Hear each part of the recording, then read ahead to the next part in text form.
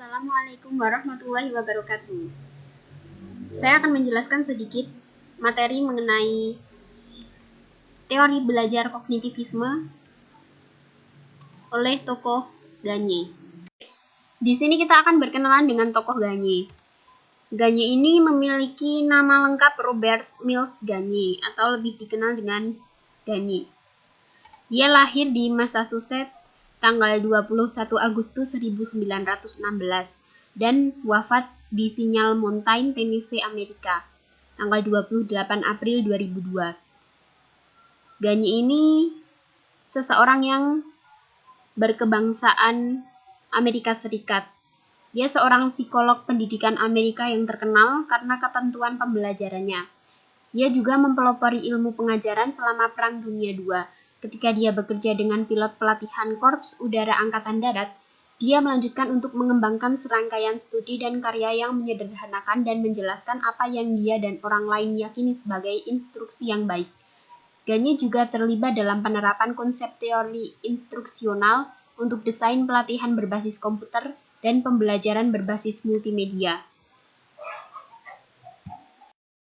Langsung saja ke pengertian belajar dan pembelajaran menurut tokoh Gagne.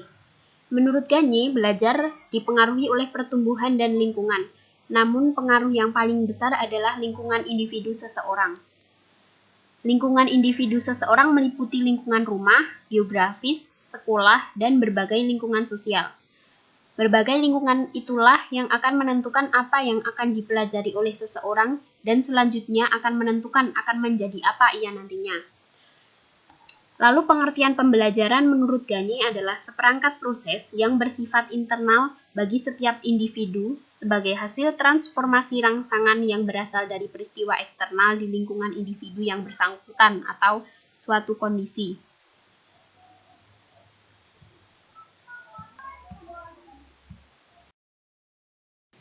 Menurut Gagne ada 3 elemen belajar, yaitu yang pertama individu yang belajar, yang kedua situasi stimulus, yang ketiga respon dari stimulus.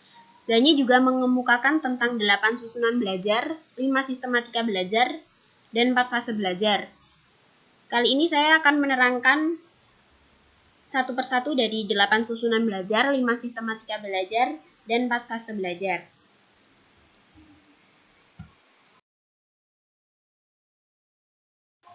Selanjutnya, hierarki belajar menurut Gagne. Hierarki atau susunan belajar menurut Gagne ini yang pertama adalah tipe belajar tanda atau sinyal learning. Belajar dengan cara ini dapat dikatakan sama dengan belajar yang dikemukakan oleh Pavlov. Semua jawaban atau respon menurut kepada tanda atau sinyal. Yang kedua, tipe belajar rangsang reaksi stimulus respon learning, yaitu timbulnya respon juga karena adanya dorongan yang datang dari dalam serta adanya penguatan sehingga seseorang mau melakukan sesuatu secara berulang-ulang. Yang ketiga, tipe belajar berangkai atau chaining learning. Jadi, tipe belajar berangkai ini terjadi serangkaian hubungan stimulus-respon. Maksudnya adalah bahwa suatu respon pada gilirannya akan menjadi stimulus baru dan selanjutnya akan menimbulkan respon baru. Yang keempat adalah tipe belajar asosiasi verbal atau verbal association learning. Tipe ini berhubungan dengan penggunaan bahasa, di mana hasil belajarnya yaitu memberikan reaksi verbal pada stimulus atau perangsang. Yang kelima, tipe belajar membedakan atau discrimination learning adalah kemampuan untuk membeda-bedakan antar objek-objek yang terdapat dalam lingkungan fisik. Yang keenam, tipe belajar konsep atau concept learning adalah tipe belajar yang dimaksudkan untuk memperoleh pemahaman atau pengertian tentang suatu yang mendasar. Yang ketujuh yaitu tipe belajar kaidah atau rule learning. Tipe belajar kaidah ini menghasilkan suatu kaidah yang terdiri atas penggabungan beberapa konsep. Dan hierarki belajar menurut Gagne yang terakhir yaitu tipe belajar pemecahan masalah atau problem solving. Di sini menghasilkan suatu prinsip yang dapat digunakan untuk memecahkan suatu permasalahan. Sistematika jenis belajar. Yang pertama, informasi verbal atau verbal information. yaitu pengetahuan yang dimiliki seseorang dan dapat diungkapkan dalam bentuk bahasa, lisan, dan tertulis. Yang kedua, kemahiran intelektual atau intellectual skill adalah kemampuan untuk berhubungan dengan lingkungan hidup dan dirinya sendiri.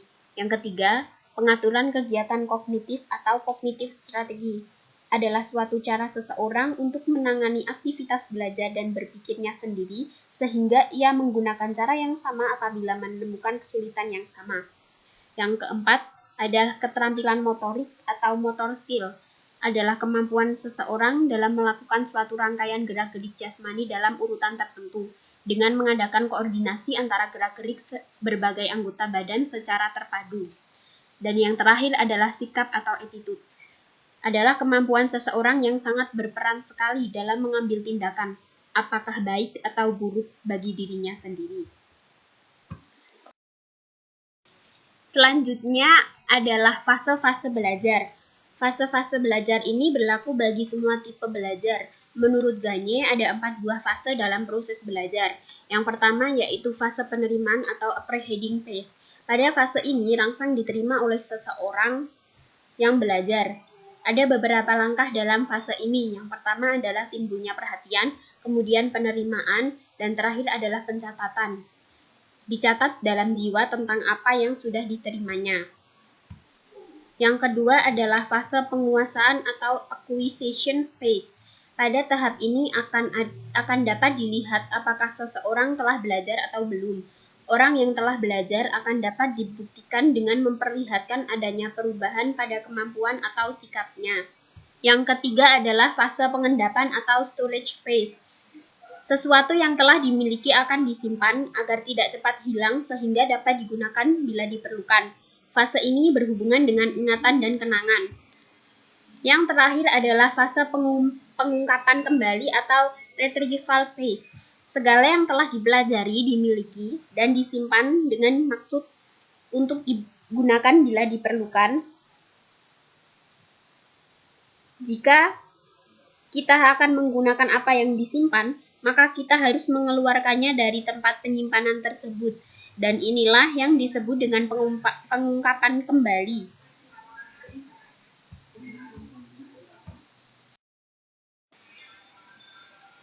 Selanjutnya adalah implikasi teori Gagne dalam pembelajaran. Implikasi atau kesimpulan atau hasil akhir teori Gagne dalam pembelajaran ada banyak sekali. Tetapi di sini saya hanya akan menyebutkan 5 implikasi. Yang pertama yaitu memberikan bimbingan belajar. Yang kedua mengontrol perhatian siswa. Yang ketiga merangsang dan mengingatkan kembali kemampuan-kemampuan siswa. Yang keempat, memberikan kesempatan pada siswa untuk memeriksa hasil belajar yang telah dicapainya. Dan yang terakhir adalah memberikan umpan balik. Yang terakhir adalah pertanyaan mengenai teori belajar kognitivisme oleh Gagne. Pertanyaan pertama yaitu bagaimana kesimpulanmu mengenai teori belajar kognitivisme oleh Gagne? Yang kedua, sebut dan jelaskan 4 fase belajar menurut Gagne sesuai dengan pemahamanmu.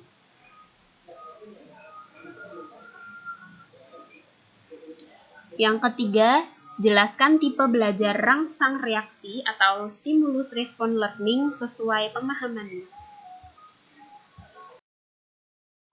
Dan yang terakhir kedua adalah sekian dan terima kasih.